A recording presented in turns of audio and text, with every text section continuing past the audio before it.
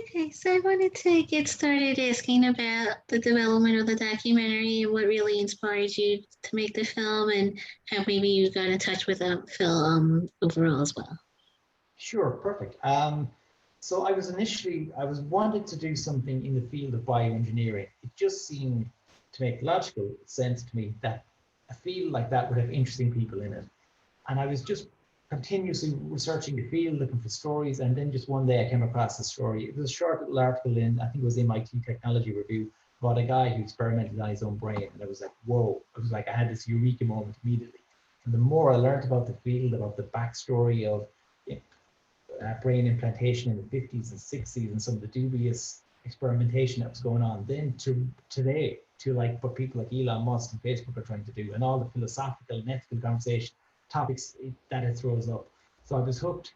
And I was like, I always say when people ask me this question, the thing that still surprised me most about Phil Kennedy, despite this sort of experimentation, despite being a pioneering scientist, was that he was from a town called Limerick, which is it's a 25-minute drive from where I'm sitting now. So I couldn't believe it. So I was immediately hooked, and I just had to reach out. And I reached out to him, and I think people like Phil, if you think about it, like it's in their nature to try new things. They're innovators. They're open for doing things. So we got in touch, and he was interested in doing a documentary. So as look what happened, he was coming to Ireland about a week or about a month after we spoke initially. So we met up, we had a coffee, and that was 3 years ago. We're still talking now, which is a good thing. What kind of research did you maybe do once you first spoke to Phil and to his life, and how much did you really learn from him about his career, and did you do any additional research as well? I did so much. I did probably, with hindsight, I did too much research. I just read up as much as I possibly could in the field. I was also really lucky that one of our contributors, Karen Rommelfanger from Emory University, she offered to kind of, in the very early days, she offered, just to have a quick phone call, just to talk me through the field and what certain people are doing. And one of the things she mentioned was that there are just so many rabbit holes in this field that you can just disappear down to, and she was right. I did disappear down those rabbit holes subsequently, but the good thing was that when I did disappear down those rabbit holes, I wasn't worried about it, because I knew that even people, professionals in the field, the same thing happens then.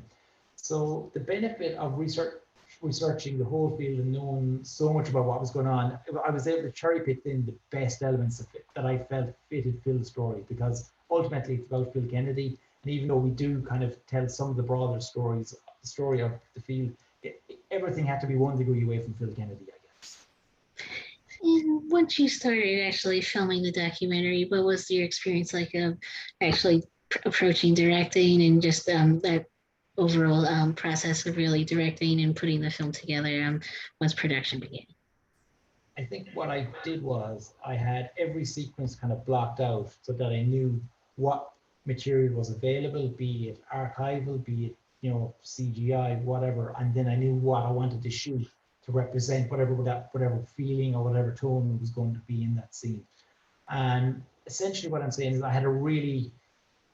put an awful lot of work into what was technically my plan B, because I wanted to make sure before we even turned on the camera, I was going to deliver something that was good.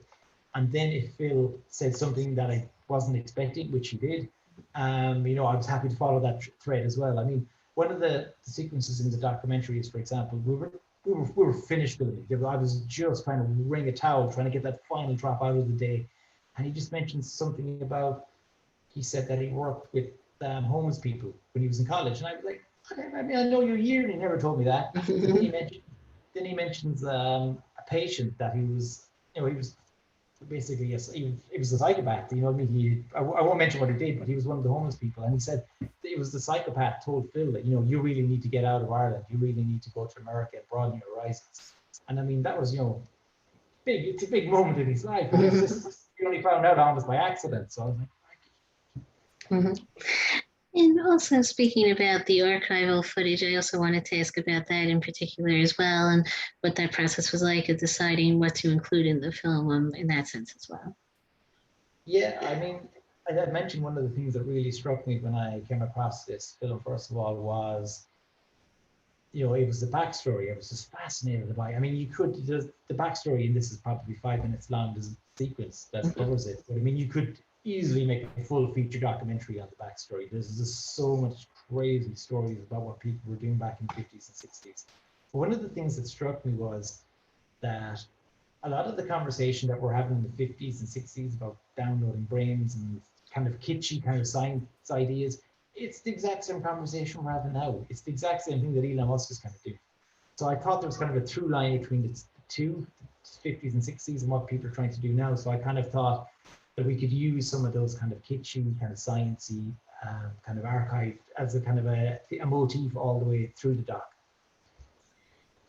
Also, besides having Phil featured in the film, what was the process like of also deciding who else you wanted to include and maybe speak with and really talk about his career? And what was that process like overall as well? I mentioned the research that I'd done.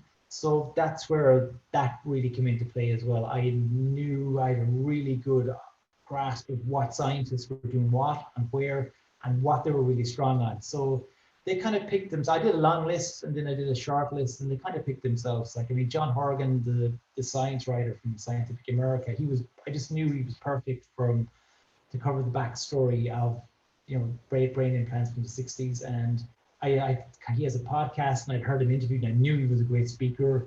And that's kind of how I checked it out. I decided researched on the people to know that they'd be good on delivering content, but also that they were really good speakers as well. That they could deliver the points succinctly, I guess.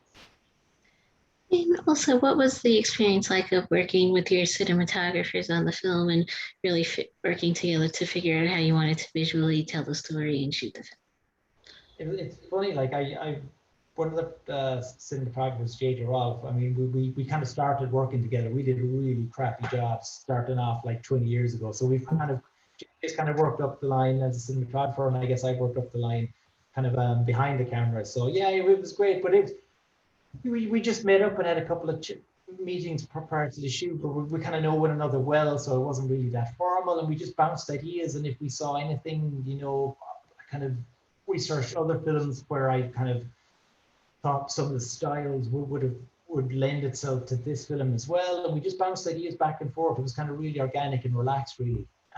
So we were pretty much up, we're ready to go. Then we hit the road running, I guess. And I wanted to kind of show. I didn't want it to be kind of beating people over the head with the style, but for example, there's a scene where Phil cycles a bike, but that's just an example of a simple technology. So I kind of wanted those little kind of simple scenes with Phil, but they're kind of alluding to what we're talking about as well. And also, besides directing the film, what was your experience like of also serving as one of the producers and really balancing your directing and producing duties during production?